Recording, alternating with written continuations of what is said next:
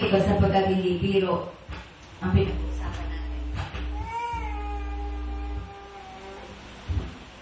Baka ang akala ng iba, basta lamang basahin ito.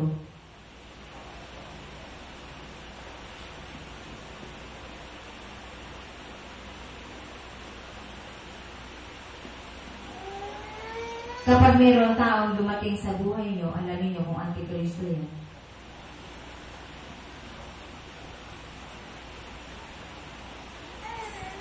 Dahil kung ikaw ay sasama dyan at Antikristo yan, kaisa ka na. Dalawa na kayo na Antikristo.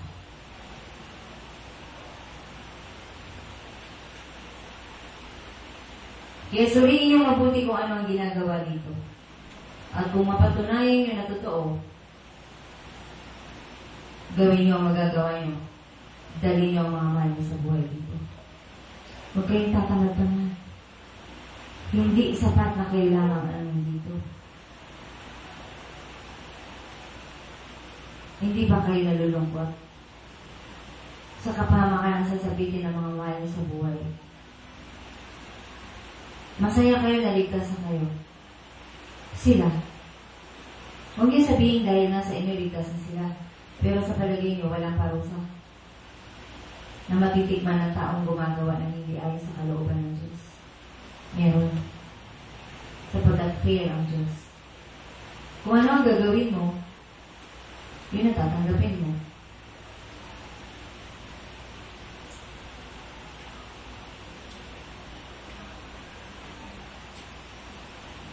Seryoso na tayo.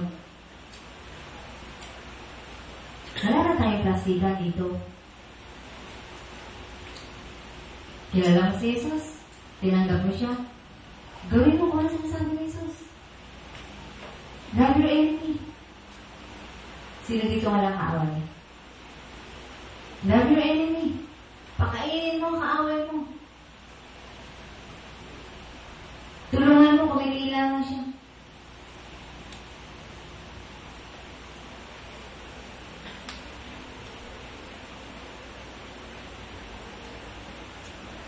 Hindi madali ipahayag ang mga katagang ito.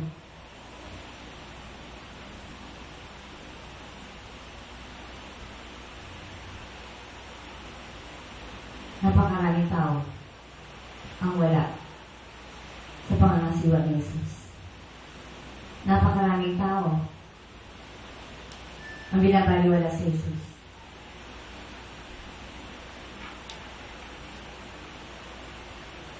Pero maliwanag ngayon sa Biblia, ang hindi tumatanggap na si Jesus ang Kristo ay mga Antikristo nga. At kailanman ay hindi sila tatawagin mga anak ng Diyos.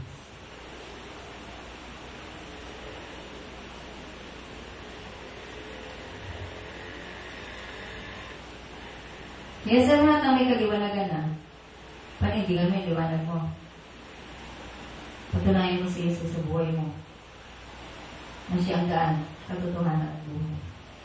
Kahit anong mangyari, paglaban mo.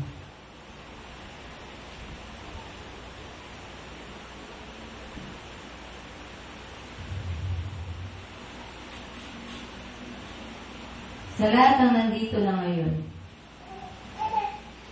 sa mga may sapat na gulang, mag-desisyon kayo. Ako'y nandito nakatayo. Pero kung hindi niyo papansin na pinapasabi sa inyo, sa takdang panahon, pagsisisihan niyo. Kapag ito ang kadahilanan kung bakit may mensahero, para ipaalam kung iparating sa inyo ang mensahe galing sa Diyos. At isang mensahero, ako hindi galing sa akin ang mensahe. Ang mensahe galing din sa Diyos na nag-mensahe din sa akin minsan sa buhay ko.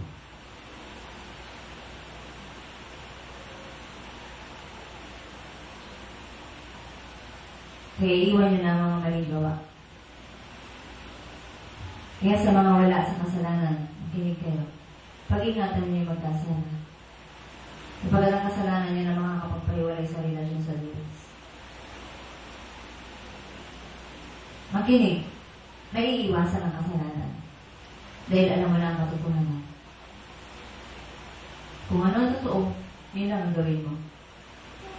Kapag alam mong mali, huwag mo nang gawin. Wala katwiran. Kapag alam mo nang mali, huwag mo nang gawin. Huwag mo nang pasukin ang mali. Doon sa mga wala pang ganong sitwasyon, pakaingatan nyo. Relasyon na bawal. Relasyon na laro. Relasyon na hindi totoo. At kailanman ay hindi magiging totoo. Iwasan na ang pagkukunwari.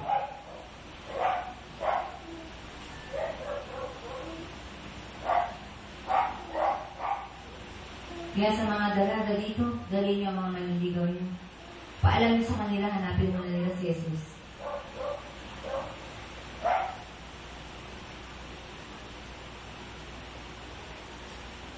Sapagat hindi laro ang pagkikipagrelasyon. At ang pagkikipagrelasyon sa Diyos, yun ang tunay na relasyon. At kapag biniro mo ang Diyos sa pagkikipagrelasyon sa Kanya, mabibigo ka.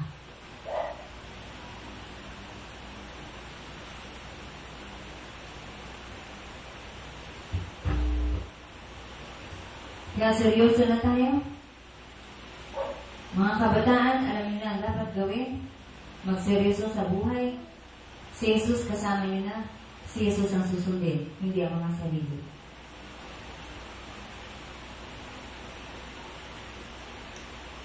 Ilaban na si Jesus.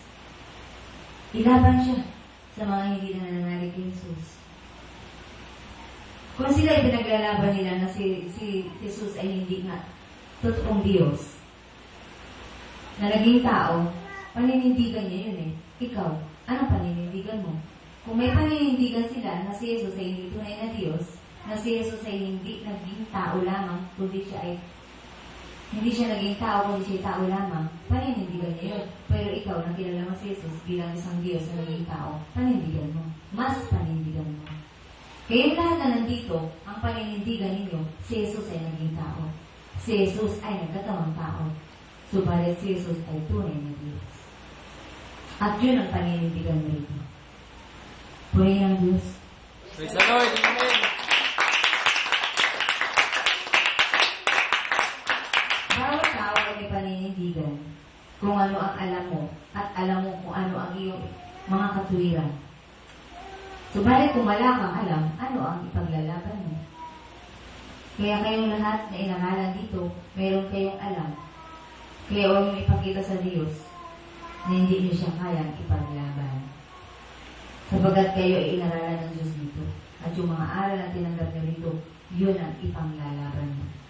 Para kayo ay makapanindigan na hindi iwan kahit kailan ang Diyos.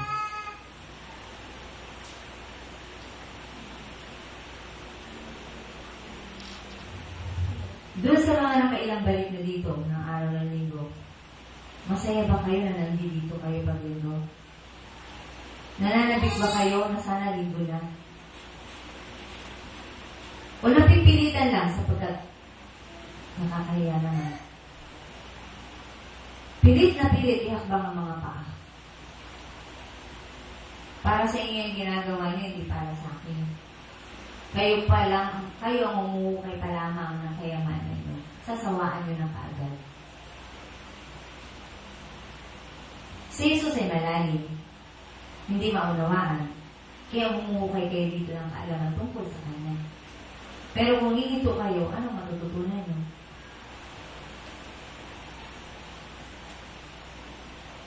Madaling sabihin, susunod ako, babalik ako. Napakadaling sabihin yan. Huwag lang mapahiya. Sa lahat na ngayon ng Diyos ay mga sinungaling. Ang tatay ng kasinungalingan ay si Satanas.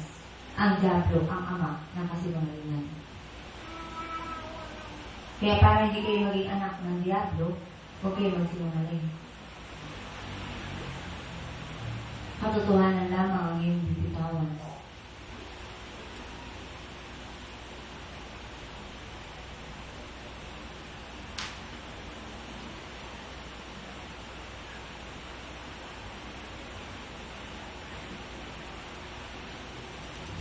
Gusto ko lang pong ipaalam sa inyo sa mga darating na pangyayari sa ating buhay. Wala tayong ibang sisisihin kundi tayo. Sa mga darating na pangyayari na hindi natin magugustuhan, kailanman ay walang ginawa ang Diyos na ikalulungkot ng tao. Tao ang gumagawa ng ikalulungkot niya.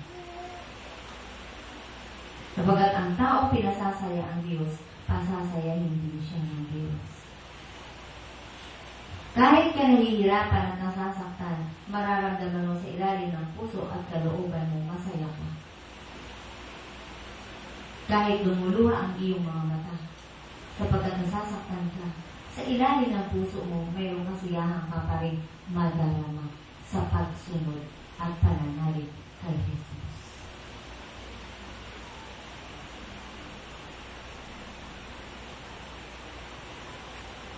Uulitin ko, baka hindi narinig. Takot kayong iwan ang buhay nyo ngayon. Takot kayong magutom. Pero sabi ng Diyos, ayusin mo ang buhay mo sapagkat hindi ko gusto. Hindi ka pa rin kumikilos. Sino ang binabaliwala mo? Kaya ka nandito sapagkat naniniwala ka na ang Diyos ay narito. Kinausap ka ng Diyos at ang sabi sa iyo, ayusin mo ang buhay mo sapagkat hindi niya gusto ang nangyayari sa iyo. Pero wala kang ginagawa. Nananatili ka sa bagay na ayaw ng Diyos. Ang tao ay tiwala sa Diyos, susunod sa sinasabi ng Diyos. Kahit mawala ang lahat sa Kanya. Yan ang tao may tiwala sa Diyos.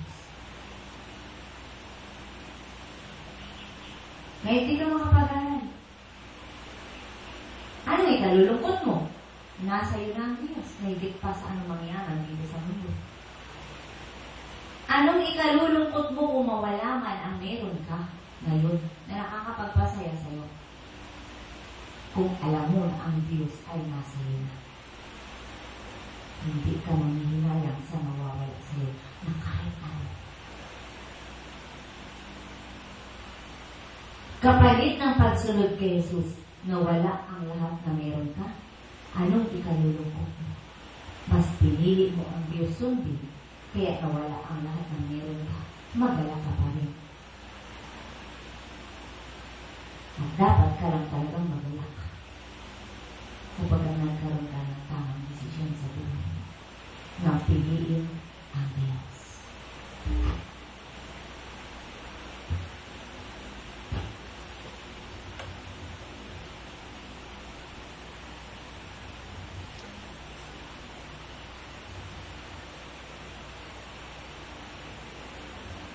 Pakatandaan ninyo na ang mga nangyayari hindi maganda sa buhay ng tao, matitest dyan yung faith ninyo.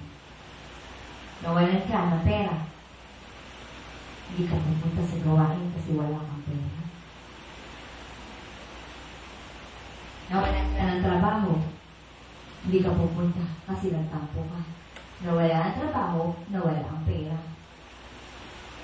Pero hindi mo alam, mayroong masigit na mahalaga sa'yo, na nandyan sa'yo, na tinanggap mo, kahit nawalan ka ng trabaho at nawalan ka ng pera.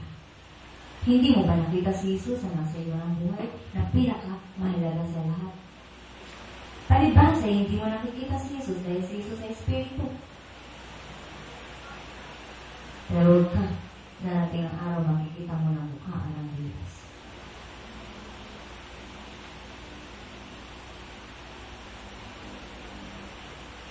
Kaya sa mga kulang ang kaalaman, sasabihin ko sa inyo, nagsasalita ako dito, wala akong alam. Sinasabi ko dito ay ang pananampalataya ko. Na si Jesus ay naging tao. Na si Jesus ay tunay na Diyos na naging tao. Siya ay tunay na tao. Siya ay lumabas kay Maria, tunay na tao. Pero siya ay naging tao. Nagkatawang tao. Hindi siya tao lamang.